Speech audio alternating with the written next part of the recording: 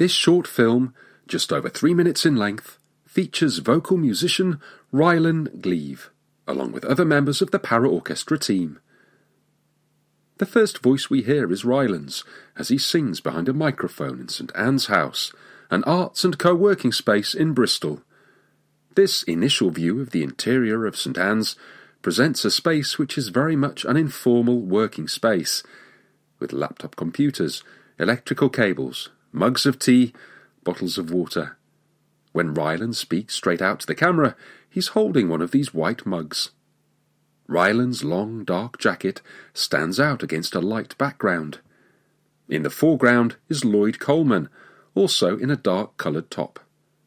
Lloyd's name and position are presented later in the film in stylish white text against an orange background. Lloyd is Associate Music Director at Paraorchestra. Lloyd conducts with gentle wafting motions. With his eyes closed, Rylan is immersed in the music. Behind Rylan is an accompanying musician in a red and black check top.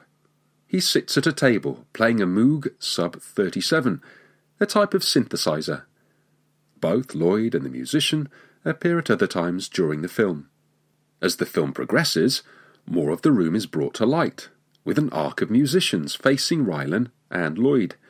They all wear casual clothes in this friendly, relaxed and intimate space. The Moog Sub 37 is revealed in all its retro glory, in a look that harks back to the 1970s. This 3-octave keyboard has a steel chassis and wooden ends, plus a control panel that bristles with knobs and buttons. It looks and feels like a real synthesizer. The other musicians sit behind their scores of music and play a diverse range of instruments. A drum kit, including a close-up of the cymbals, double bass, cello, violin, viola, kettle drums, a large drum shaped like a bowl, and, believe it or not, a car brake pad, a cylindrical metal block with holes in it, on top of a larger metal disc. A percussionist in a bright red top plays it, using a pair of drum beaters. In and amongst the musicians and craning above them are microphone stands with their microphones pointing down to capture the sound. The first person to speak out to camera is Helen Edwards, producer at Paraorchestra. Her name and position appear as black text on a light background inside St Anne's. Rylan Gleave is the next person to speak. His name and title appear alongside him in white text. Rylan is Paraorchestra Musician in Residence 2022 to 2023. And Lloyd Coleman is the third person to speak. When Rylan talks about a metal band that he belongs to, we get a glimpse of Rylan and the 5 other musicians performing with energy and vigour to a crowd of head-banging fans. Green lights flash down in a dark venue with the name of the band brandished behind in heavily stylised lettering, Ashenspire. As part of the same project, the film captures pieces of movement which reflect the metal and rock world that Rylan inhabits. Dressed all in black in a white studio space with a black floor, Rylan flails dramatically, sliding up on tiptoes and then sinking, head bowed. The following scene shows Rylan in close-up, leant against the wall in a chainmail headpiece and black cape. Again he sings with his eyes closed, lost in the moment. Rylan also talks about another project called The Drift. When he does so, we enjoy different views of a session inside Abbey Road Studios, with Rylan and a small orchestra being conducted by Charles Hazelwood, the founder and artistic director of Paraorchestra. Rylan's charisma flows out of him, dressed in a floaty shirt and with striking eyeshadow. Charles Hazelwood and his orchestra are dressed in smart white outfits with quirky and individual touches, such as a white beanie hat, a small round brimless hat. A percussionist in smart white dungarees plays the hammered dulcimer, a stringed percussion instrument with the strings stretched over a trapezium-shaped soundboard. The player sits at the instrument and uses 2 small wooden mallets, referred to as hammers, to strike the keys. The hammers are held lightly but firmly between the forefinger and long finger on each hand, so that they bounce easily on the strings. Other instruments include saxophone, violins, and cello.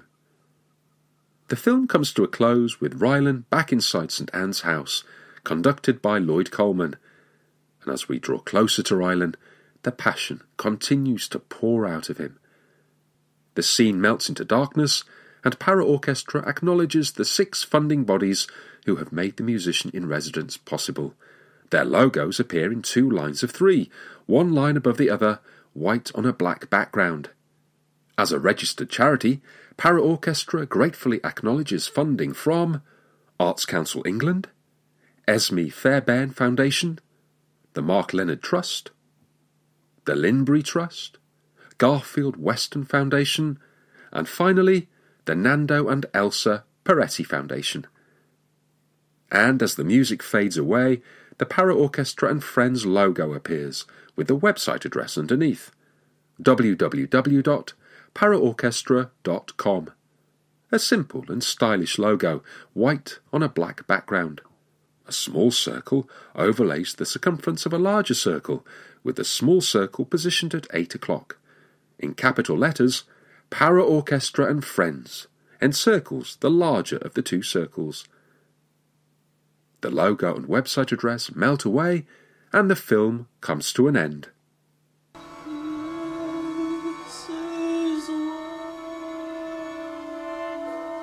The Musician in Residence programme with Paraorchestra, this enables us to work with people over a long period of time and really dig into what they need to support their musical practice. My practice is an interesting one. I originally trained as a mezzo-soprano a very long time ago, and then I did my studies in composition.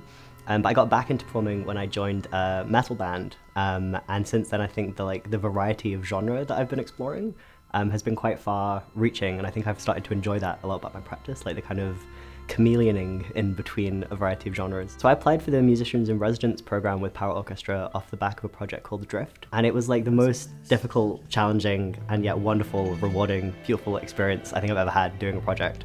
And I thought, like, I want more of this. And yeah, coincidentally, there was then this opportunity to engage with more of that, and to kind of occupy this very wonderful, supportive environment that is like so artistically and personally rewarding. We've had an amazing couple of days together. This is the culmination of Rylan's year with us as musician in residence. It's been a chance for him to come to a room with a group of Paraorchestra musicians and to test out some ideas. He speaks with a unique and very personal voice. And I think the music that has come out of these couple of days is tremendously exciting. The main project that I've been working on is a sort of solo requiem. It's a fascinating overlap, I think, in headspace and composition between the Requiem project and this True Happiness piece. So for the Requiem, there's a real nod to the kind of more metal and rock world that I'm also inhabiting, but this has kind of stemmed from more of the classical world that I've been inhabiting. So I think the kind of similar music approached in almost a similar way, but with different ensembles, has led to leaning into different elements of classical technique. Actually weirdly more so in the Requiem as opposed to here, and leaning more into the rock and metal elements here. And I think that's the space as an artist that I really love to occupy, kind of straddling the nether region between both of those worlds. I think what I perhaps hadn't expected was how instrumental the monthly catch-up meetings would be with Paraorchestra team. And what's been also so wonderful is that Paraorchestra seem to know everyone. If I say, oh, like I need someone who's kind of really skilled in this, or who knows like this side of the industry, they go, yeah, I think we know someone who can do that. And yeah, the reach that Paraorchestra have, I find still absolutely astonishing. There's never a question that really goes unanswered. He thinks very broadly, but also deeply about his practice. So actually, it's not been very much work on my part to draw some fascinating and interesting ideas and conversations from Rylan. Excitement,